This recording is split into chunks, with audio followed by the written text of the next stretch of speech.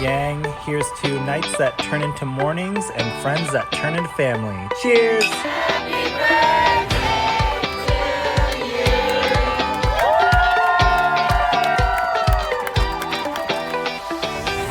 Hello, and welcome to the Friendship IRL podcast. I'm your host, Alex Alexander. My friends, they would tell you I like to ask the hard questions. You know who I am in the group. I'm the person that's saying, okay, I'm going to ask this question, but don't feel like you have to answer it. And now I can be that friend for you too.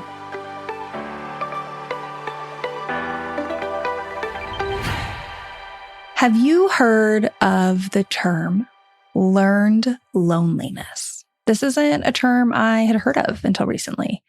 And when it passed across my desk, it made my ears perk up, partially because I do this work. So loneliness, like I should probably know what that is.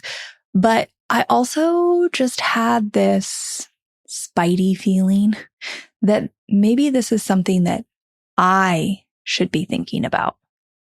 That maybe this was the answer to some feelings I have been having, but didn't quite know how to explain. I'll tell you a little bit more about my story in a bit, but let me tell you what learned loneliness is.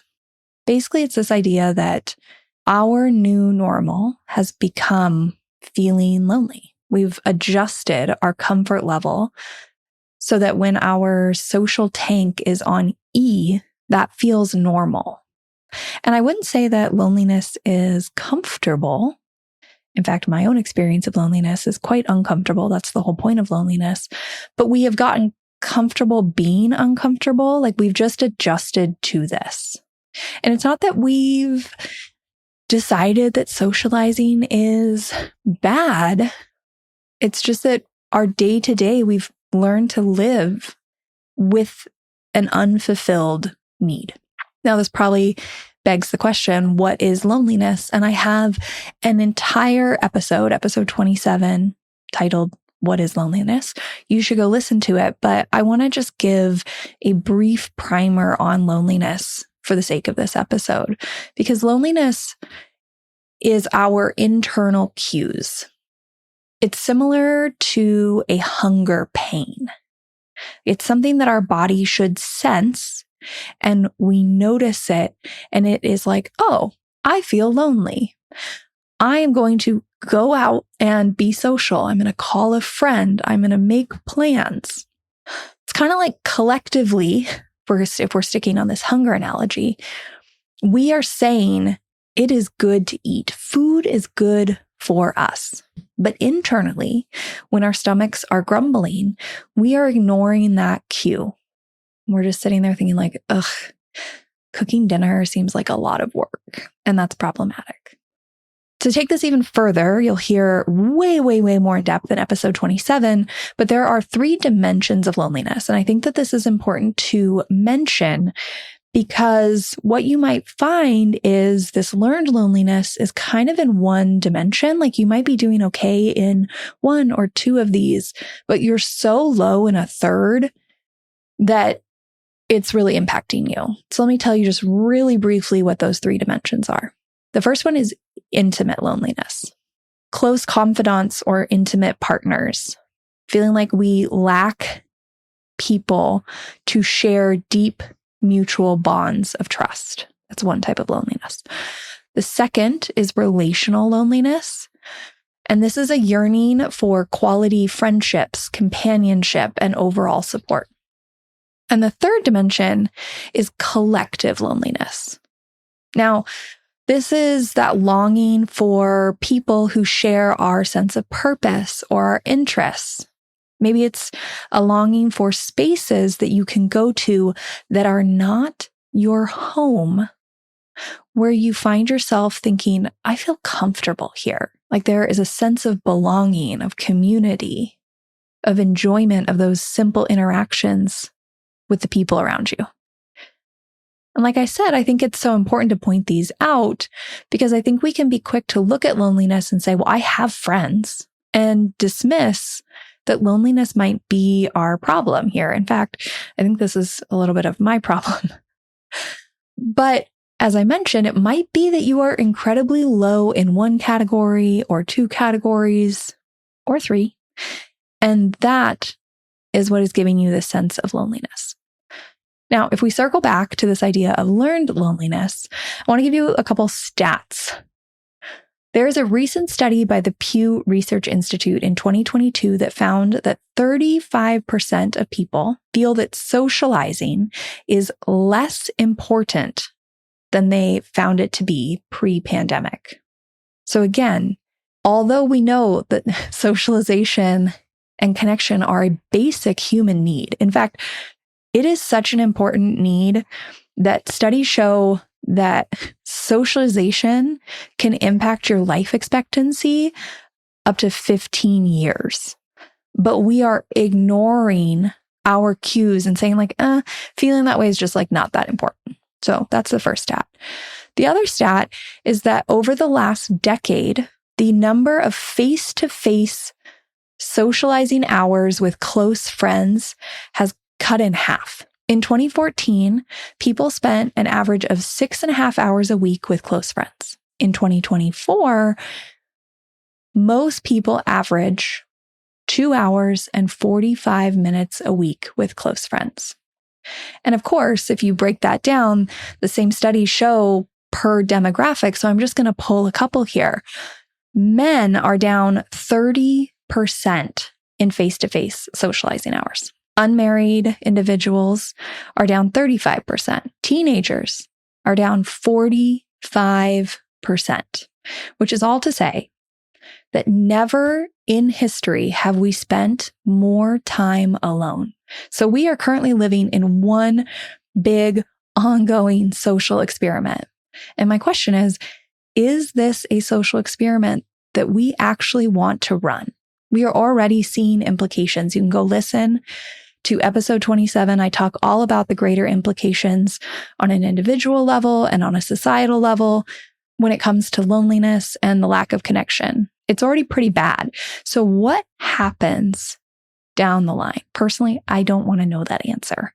But I didn't come on here today to talk about us as a collective. I came on here, fired up my mic, because maybe we can start to change the statistics one person at a time. And I am committing to going first. I want to tell you a little bit about my experience with learned loneliness. You see, I've had these feelings recently that I think I was categorizing as laziness, or mainly laziness, if I'm being honest. I keep finding myself in this position where, because so many of my recurring activities fell off the map in the last few years, every time I want to see people, I have to initiate. My own personal fact pattern, I also work from home, right? I'm a solopreneur. I do have teammates that I work with, but they do not work in my home with me, unfortunately. And although I talk to them on Marco Polo or messages during the day, I'm not sitting around with them. So I do, in fact, spend an incredible amount of time alone. In my prior work as a wedding planner, I used to have to go out of the house, even though I worked from home. I used to have to leave all the time for client meetings and networking events and venue tours. I was out of the house all the time. And now I'm not. Now I'm here. And then you add in the fact that most of my recurring get-togethers have dropped off my calendar, not to mention so many friendship changes over the past few years, people moving away, patterns shifting up, reoccurring friend gatherings, the ways we hang out, they're all just different. And we're trying to find a new normal. And I think that that is completely, I don't think there's anything wrong with that.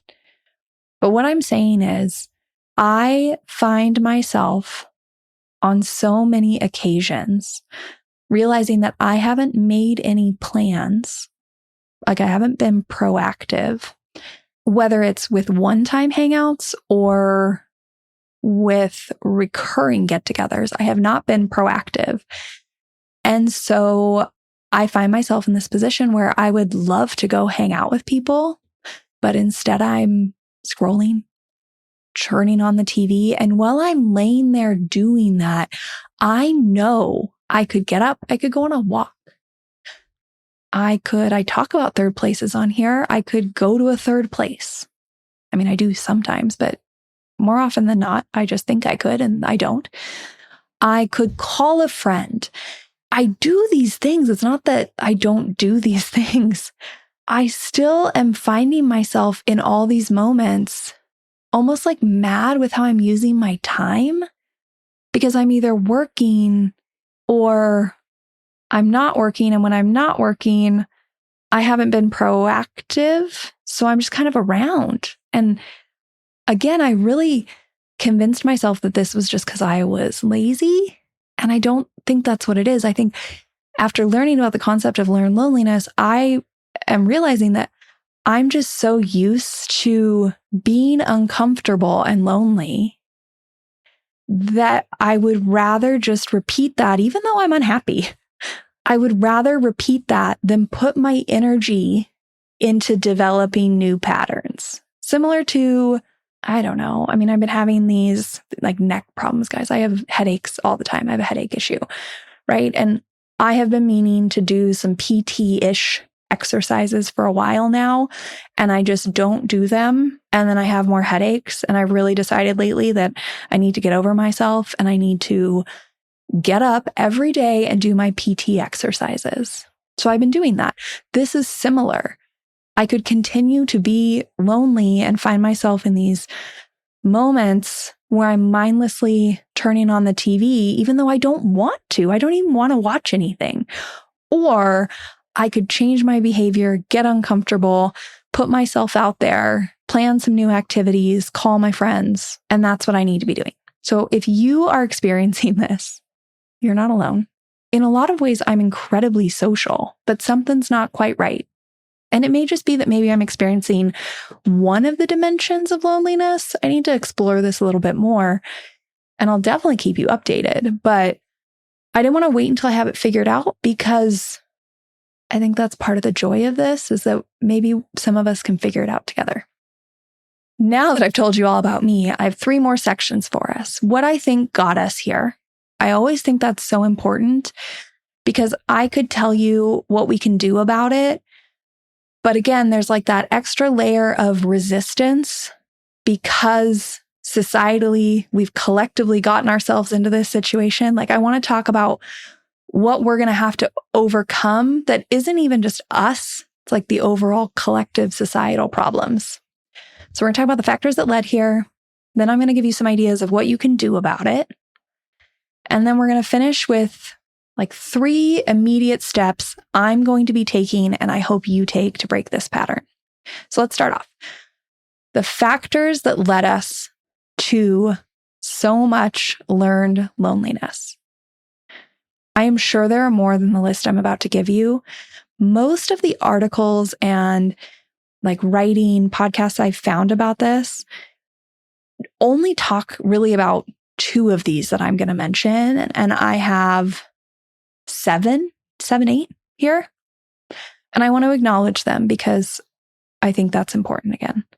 So the first one is a lack of community organizations. This is common in the writing about learned loneliness. Most of the time, the articles call out a lack of attendance at religious organizations, at churches mainly. And while there is a very well-noted, studied decline in attendance at places of worship, I don't like to just hone in on that because there are other places we can all be going for that community involvement. There are community groups, there are volunteer organizations, there are clubs in your area, but there's also third places, and all of those have declined in membership. Those would have been some of those recurring gatherings that we all would have been a part of that a lot of us are not currently a part of. The second factor is work from home. I mentioned that I work from home. I'm sure many of you listening work from home. I am not pro or against work from home, but I do think we need to acknowledge that there was a built-in social aspect to work. Those simple, small interactions, the coworkers you made friends with, the meetings. I mean, you might have hated the meetings, but there's still a social aspect to those. And again, so many of us are at home. And my general take on work from home is not that it's good, not that it's bad, but that if you work from home, you need to be aware that you need to be more proactive when it comes to socialization because you've lost that built-in proximity socialization of going to the office. The third factor that has led us to this increase in learned loneliness, I wrote families being trapped at home, but I have to kind of explain that. This is that phenomena that's happening out there, especially in the US, where a lot of primary caregivers, moms especially, are talking about how they feel very trapped at home, that our society is not very friendly to kids, that kids aren't supposed to be kids. And if you're going to take your kids out in the world, they need to be quiet and well-behaved and model citizens. Basically, they just need to not be kids. And that's not the reality of how kids work. So a lot of moms and parents don't take their kids out into the world. They kind of end up siloed at home, existing in their own little bubble behind closed doors and maybe in a backyard. And I think that that is definitely a factor we need to acknowledge here. Which brings me to my next factor, which is the increase in suburbanization in nuclear family, single family homes, the phenomena of backyards instead of front yards. You can hear more about this in episodes, 39 with Nathan Albeck. That one is amazing if you haven't listened to it, all about the zoning laws that have led to the lack of third places, but that's going to talk about suburbanization. There's also episode 67 with Anne-Marie Beatty, and we talk about this, but basically this idea that so many of us are wanting to socialize with only our closest people in our homes or in our backyards that are fenced in and with privacy, hedges and whatnot. Very rarely do you see people hang out in their front yards anymore. And if you hung out in your front yard, you would be a lot more likely to run into a neighbor or have a random conversation. But we don't do that as much. There's a massive decline in that. And I think that that's important to note. The next factor is this lack of overall social trust. Again, go listen to episode 67 with Anne-Marie Beatty. I need to record a longer episode on social trust, but social trust in the very basic sense is that when you go out into the world, having trust with what is called your weak tie relationships, basically the people that you pass on your day to day, the people you don't know, we don't have a lot of social trust in those people anymore. And therefore, most of us don't want to spend as much time out in the general world. We want to be in spaces that feel comfortable and safe with our closest people. Which brings me to my next factor, which is the deprioritization of weak ties. All those messages out there that say you just need a few close people and that's all you need. When in reality, studies show that we are not only happier and healthier, like physically healthier and mentally healthier, when we move through the world and appreciate and interact with our weak ties, with strangers, with acquaintances, the person at the checkout line at the grocery store, or the random person at your bus stop. Those little interactions add up. They matter. They make us happier. They also increase what's called our social capital, which is just our network, our ability to reach out to someone and ask for a hand, to move amongst perhaps jobs or communities, to know the right person to call. All of that is helpful in our overall well-being. And I am going to close the factors with the two other factors that pretty much every article talks about. Well, sorry, they talk about one of these and they don't really talk about the other, but that's actually the one I think is more concerning. So the factor that pretty much every article touches on everybody's been waiting for this one on the list, but it's social media, with this idea that we spend endless hours watching people physically interact and socialize like through our screen and wish we could be doing that when in reality we could. Like, it's really just a wild phenomena if you think about it, that we could all go out there and do exactly what we're watching and loving and wishing we could do. The reason I think that social media isn't as problematic as my second factor here, which is TV, is that social media can be social. You can use social media as a cue, that when you're on there and you see that your friends went on a trip or did something exciting or had a bad day, you can message or DM. You can use this as a cue. You can use it as a reason to call. Even the parasocial relationships you have with influencers or brands or things like that, you can message, you can DM. There are real people behind those screens that you can interact with. And as somebody who has made tons of friends online through social media that I have never met, but I talk to all the time, they are real people. I think that we put so much focus on social media, but really it is just a tool that actually we could be using for socialization. And we are not putting enough attention on TV as a problem. I personally think TV is more of an issue because when you hit that power button, when you turn it on, you zone out. There's really no opportunity for TV to be a tool for socialization. In fact, I think that watching TV has really dulled our responses, that we are so used to just the input that we don't even necessarily react all the time. We don't laugh. We don't smile. We just sit there and stare at this box. And that we then take that out into the world. And when we are being entertained in the world, maybe in a theater, for example, we're so used to just consuming without interacting that we sit in a theater silently when there are, in fact, real people on the stage who would love to hear us laugh. So all of these factors, and I'm sure that there are more, have really contributed to this learned loneliness.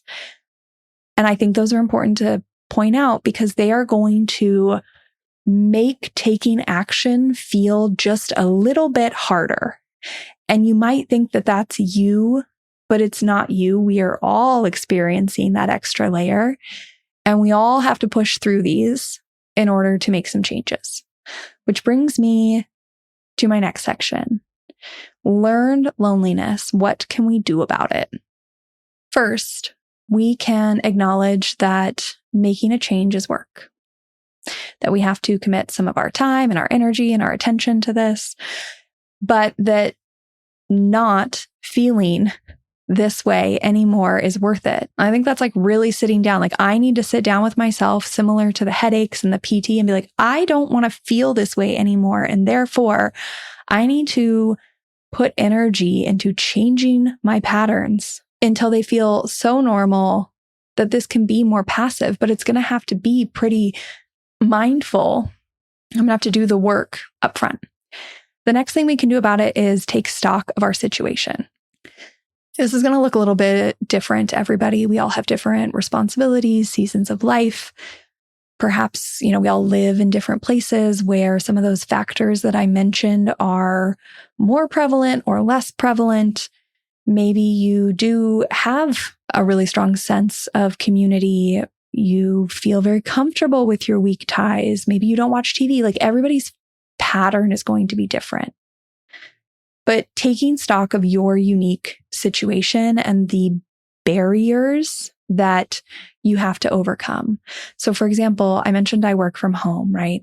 It is very easy to get in this pattern of like, oh, well, I didn't put any makeup on today, or oh, it's cold outside and now it's halfway through the day and I don't really want to go out there because it's gross out because I live in Seattle.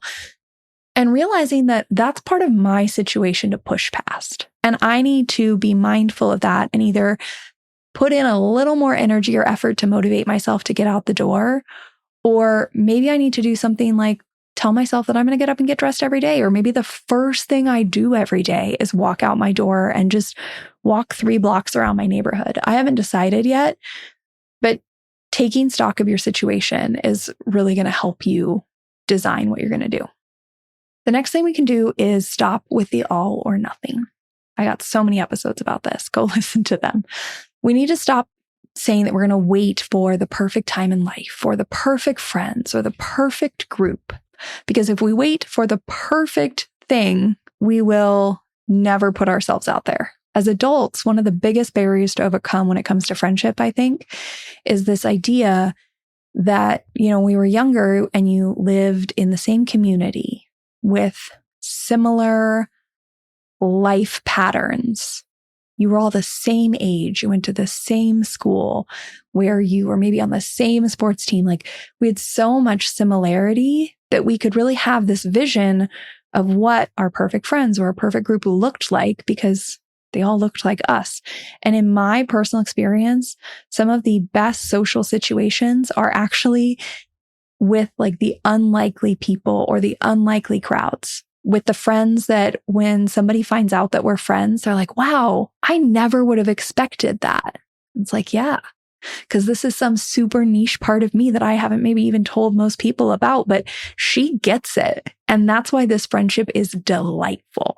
So stop waiting for whatever you think is perfect and just go out there. The fourth thing we can do about it is something I talk about all the time, which is just appreciate the beauty in the simple relationships, in the journey, in knowing that you are changing your social wellness, in finding those little moments of connection during the day. I had one of these yesterday. Actually, I have made this really random rule for myself. Let me tell you about it.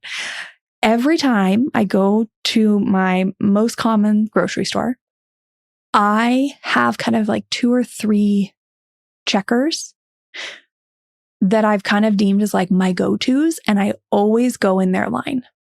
Always. Because in doing so, they're starting to recognize me.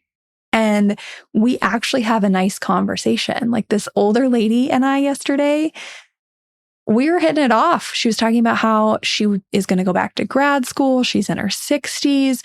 I was telling her about this show on Netflix she should watch. Like we have a little rapport now. And although she is not one of my closest, dearest friends, I do walk in the grocery store and look to see if she's there. And that is the beauty in a super simple relationship. Number 5, we all need to notice when we're filling the void, when you're numbing out, when you're turning the TV on autopilot. This one is maybe the first one I did, because I started to notice the void. But for some people, this might be harder for you to notice. Like maybe there's a way you're filling the void that I haven't even mentioned. If that's the case, tell me about it. I want to hear.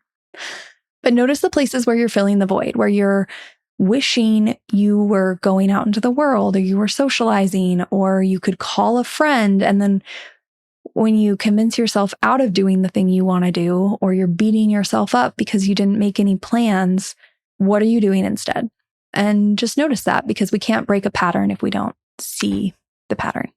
The next one is stop waiting for other people. And boy, do I have a story for you. So this is probably the piece I am the most guilty of, I've realized. Michael, my husband, you can go listen to episode 2. He's on there. He is, as well as this is to say, guys, he is more extroverted than I am. And he's super proactive when it comes to socializing. He makes so many plans for us. Then I have like my couple of recurring gatherings, but I have been terrible at initiating one-on-one plans. And that is what I've noticed, is like I'm waiting for other people to invite me to things or plan something. And I need to stop doing that.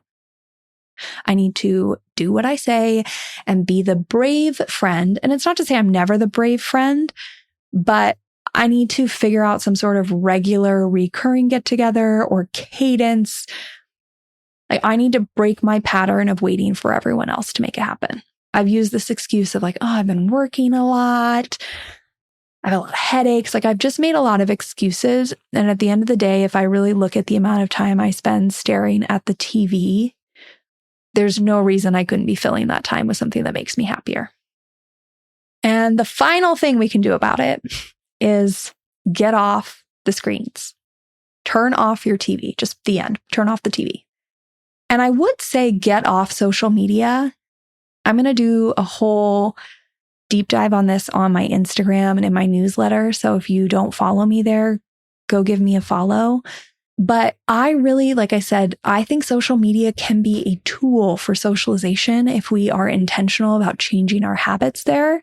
So either get off social media or make a rule for yourself that if you're going to be on social, you actually have to socialize. You have to comment. You have to DM. You have to reach out to people. You have to use what you see as cues to send a text message or a voice memo. This is really something I'm trying to do. So if you want to follow along with that journey, like I said, head to, alexalexander.com/newsletter, sign up. I'm going to be talking about what I'm doing over there. Now I want to close out the episode. I want to tell you about the 3 immediate steps I'm going to take. I've given you a bunch of ideas of ways we can change this, but I'm going to tell you the 3 quick things I am committing to. Number 1, I am committing to going out in the world more, to continuing to say hi to my cashier friend and always going in her line, to maybe leaving. I need to, again, come up with my rules for myself here. Maybe it's leaving my house first thing to walk a few blocks every day. Maybe it's committing to checking out some third places in my neighborhood.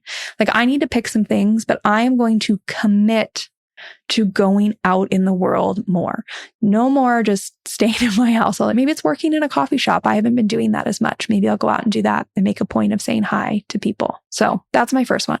Commit to going out in the world more. Number 2, I am going to set up 2 recurring social things. And I, again, haven't pinpointed which ones I'm going to do yet, but I'm going to give you some ideas. So that could be joining a group, whether that is a club or a class. I've mentioned my Toastmasters group on here. I still do have that. It could be a volunteer group. It could be a pottery class. Whatever you want, that is an option. Another one would be getting a group of friends and finding a regular cadence to get together. So some friends of mine, we have a monthly friend brunch that we do. So that's an idea. It could be a weekly phone call, a walk and talk, whatever you want, but I'm going to set up a recurring of some kind. And between the group activities and the individual activities, I'm going to set up 2 recurring things. And the cadence doesn't matter. It could be 2 once a month things. But I'm committing to adding 2 more reoccurring social activities to my calendar. It's a lot easier to do the work to get these on your calendar one time and then just show up as consistently as possible than it is to continue to initiate every single time. That's where I've found myself now, and I need to get myself out of that pattern. Step 3, final thing I'm going to commit to, is talking to my friends about this. Hey, friend. I'm talking about it here on the podcast. I'm definitely going to talk about learned loneliness with my people. And the reason I'm telling you this is because part of this, right, is getting our friends and our people to also get out of their learned loneliness patterns, to show up to the get together, to say yes to the invite. And if they're experiencing this, then they may be at home laying there, just feeling like it's a lot of effort to get off the couch. And we need them to say yes. And it's a lot easier to get them to buy into this if they understand why it's important, why it's worth it to get out of their comfort zone. So maybe that means sharing this episode with your friends. That could be a great way to get the conversation going. If you Google learned loneliness, there are articles out there. Maybe it's just mentioning that you learned about this topic. But I think creating some more awareness could help more people who might be experiencing these feelings, like maybe the ones I was having, where they think that they're lazy or they're bad people, or they have really bad social anxiety. Some people do have really bad social anxiety. I'm not trying to downplay that, but I think we can just kind of blame other factors for really what is allowing ourselves to fall into this pattern of loneliness. If you feel like you're experiencing learned loneliness too, please feel free to reach out. Say hi, send me a DM, a voice memo, an email. Tell me what you're experiencing. Maybe if you need some accountability, you can even tell me the 3 actions you're committing to. Keep them small. We can check in on each other. And maybe if a few of us lean in and decide to make a change, we can start to cause a ripple effect and reverse some of these statistics, one person at a time. With that, I'll talk to you next week. Thank you for listening to this episode of Friendship IRL. I am so honored to have these conversations with you, but don't let the chat die here. Send me a voice message. I created a special website just to chat with you. You can find it at alex.chat. You can also find me on Instagram. My handle @itsAlexAlexander.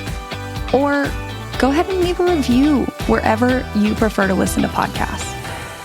Now, if you want to take this conversation a step further, send this episode to a friend.